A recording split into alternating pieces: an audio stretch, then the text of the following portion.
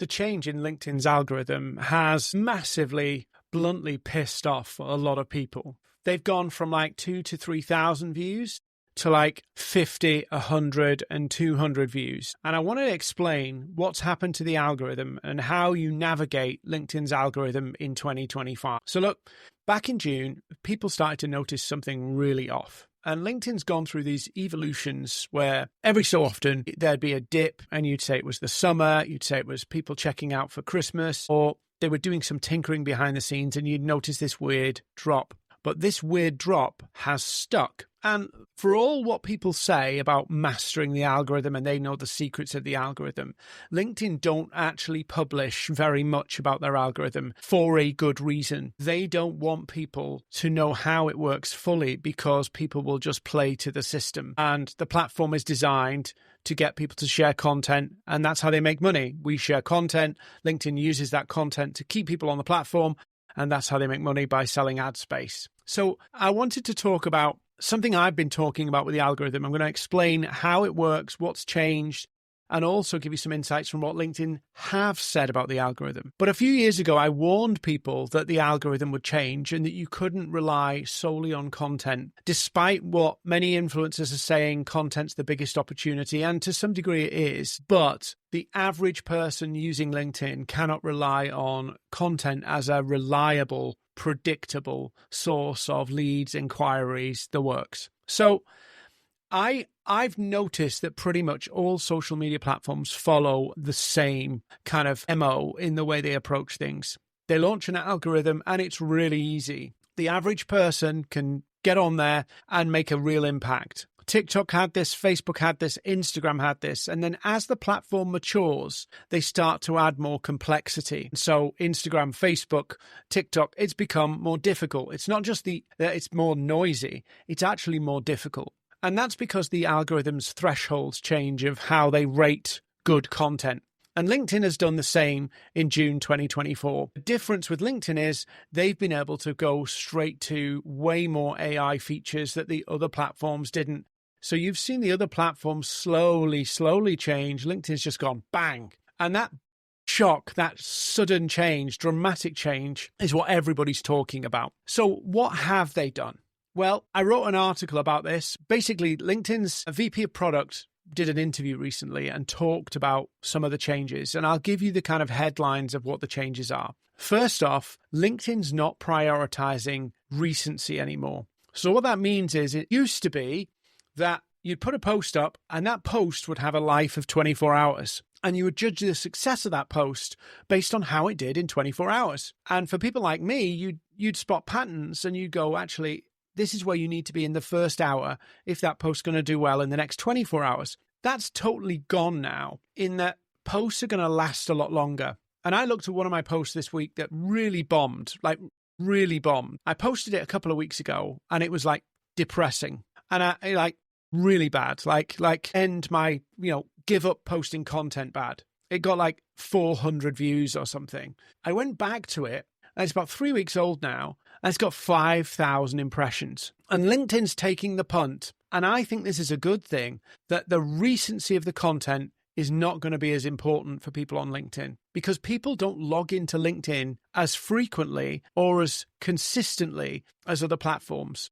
And so they want to make it so that there's relevant content for you whenever you log in.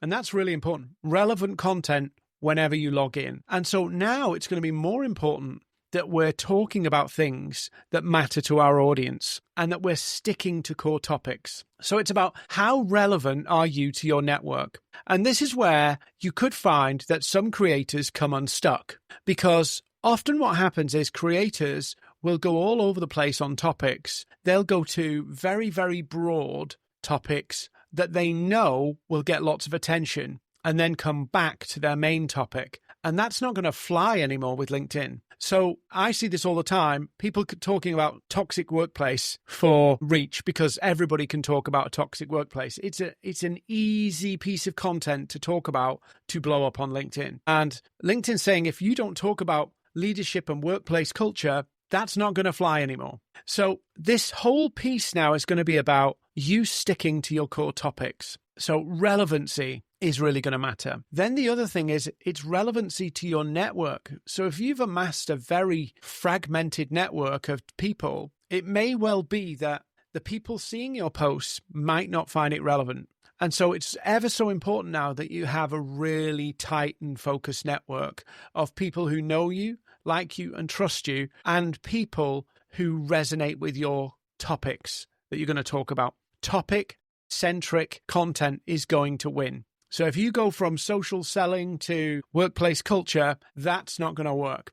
And you see this on TikTok, you see this on Instagram, that if you stick to one topic, you can build a very strong theme account. And that's where the success is going to be for you in building a theme account. Next, the other thing that's going to change is the engagement history. So LinkedIn's looking at who you interact with and who interacts with you, and is going to matchmake more of your content. Now, this is important because it's about LinkedIn's focusing on building relationships rather than just shallow people liking content. LinkedIn's seeing, and this is where, let me just back up for a minute.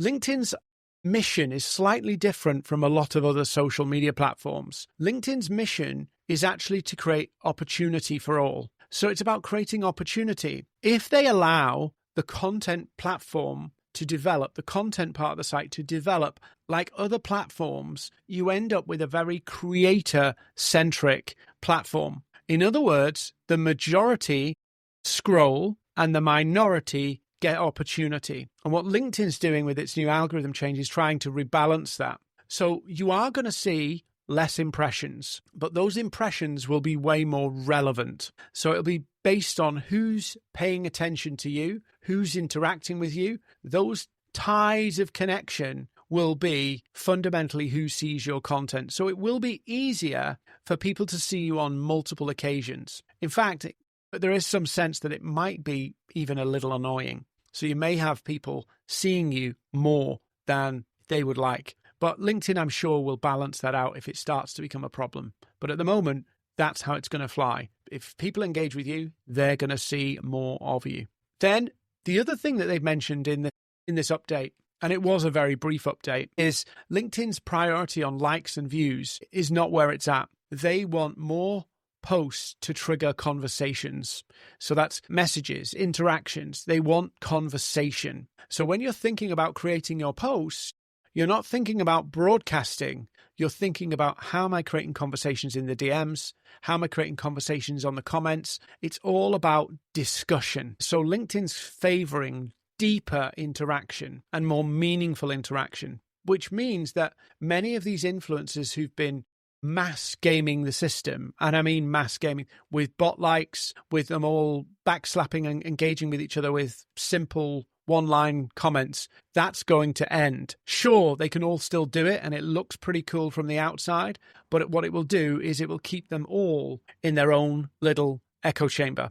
So what does this mean for us? Well, actually, it means we have to get used to less impressions. We have to get over this kind of shock of, why has this post got 200 impressions in the first day, and what's wrong with the content and all that kind of stuff. We have to think a bit longer term. And so your posts are going to stick around for a lot longer. So we need to focus on creating content that's going to stick around for a while. Evergreen content. A number of people have said in the feed, I'm seeing things that like events and stuff that's kind of already happened. That will filter out as people get used to the algorithm, but you're going to have to produce stuff that's actually going to be around for a lot longer. So think about what content you can share that has that personal angle, because people don't like that kind of corporate broadcasty stuff, so that people will engage with you. Behind the scenes stuff has always worked really well. So don't just talk about what you're doing. Don't just talk about, hey, we do this. Show people behind the scenes what it's like. People will find that interesting. It creates discussions, creates questions. They're really good. Also, kind of lessons learned if you're working with customers and clients. What lessons are you learning from that process? So you're staying anchored to your topic, but you're giving a different dimension, a more personal aspect to it, because we've seen that personal content really does perform and resonate with people versus the kind of corporate marketing propaganda doesn't. So how can you put a personal angle on your topic?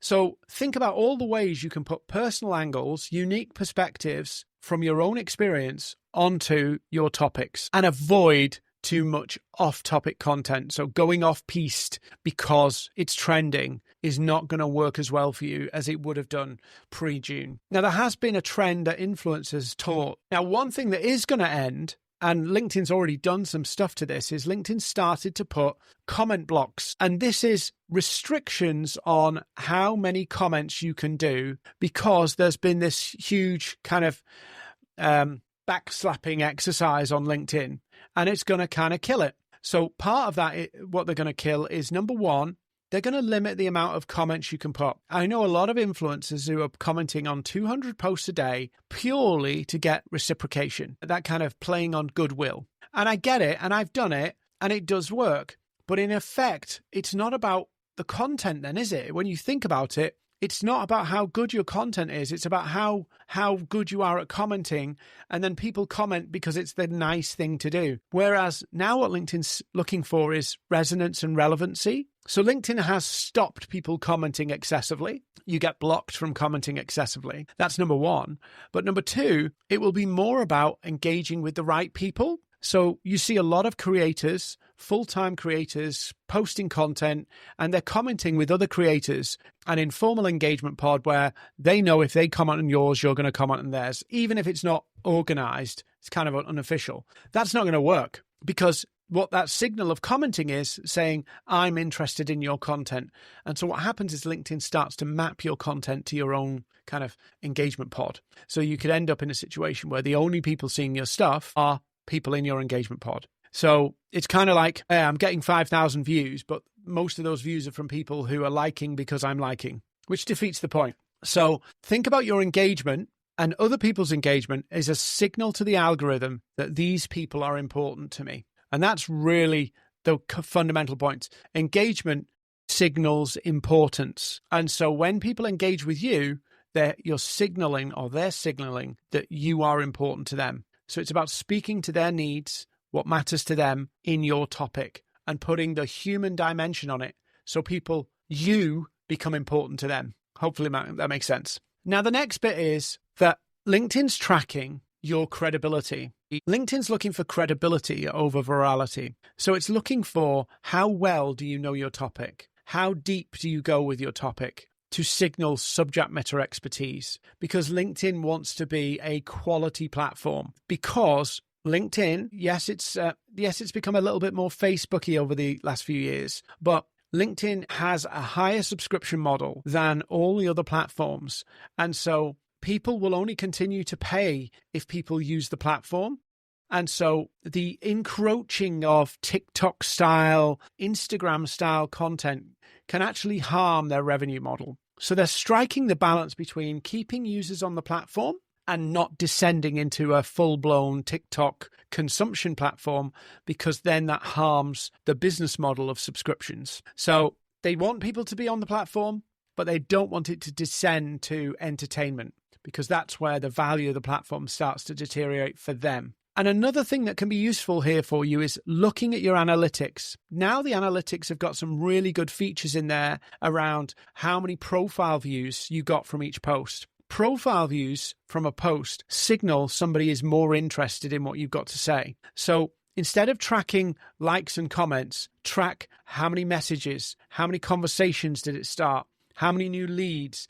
But profile views and link clicks from your profile are things that you should be going, I want to do more content like that, because that content is getting people really interested. It's people searching for more. And that's a real power signal for us. So impressions, great. Comments and discussion in the comments, brilliant. People looking at our profile, people clicking links, that is a real signal that we have got under the skin of our target audience. And so we should be focused more on driving those than driving pure raw engagement like likes, comments, impressions, reposts.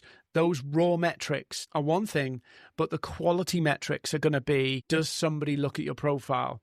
Does somebody click that link? That will drive way more impact. So there's one more thing that's really useful to us. You will not have to post as much. So if you've been posting daily and it's been a pressure for you, you don't have to. 2 or 3 posts per week would be more than enough. It's better that you put out the quality and put out stuff on topic than just going out and putting stuff because you think it's important to do. So make sure your content is targeted, is thoughtful, and is valuable for your target audience. Make sure that you're talking to your topics, because the good content's going to stick around for longer. And the old measure of good content is done. The way you would measure it of likes, comments, impressions, raw engagement is done. We need to start tracking our content by the deep engagement, the discussion, and the profile views and the link clicks, because LinkedIn wants to maintain this as a quality platform and a platform that creates opportunity for everyone, not just a bunch of creators with 100,000 followers. So it's not about posting every day anymore. It's not about competing in the feed. It's about you being relevant to your target audience. Yes, I'm adjusting to it. You'll be adjusting to it. It will feel a little demotivating when you see the metrics are not the same. We will have to recalibrate how we judge what good is, but actually it's going to be more helpful for you in terms of getting leads, getting conversations, and really making an impact on the platform. So the algorithm's changing, but it's a change for good. Go test this out and let me know how this is going for you. Tell me what happens for you. Look at your own metrics. Drop me a DM on LinkedIn. I want to know how you're adapting to the algorithm. Share your stories, share your frustrations, and maybe I'll bring some of you on to talk about it.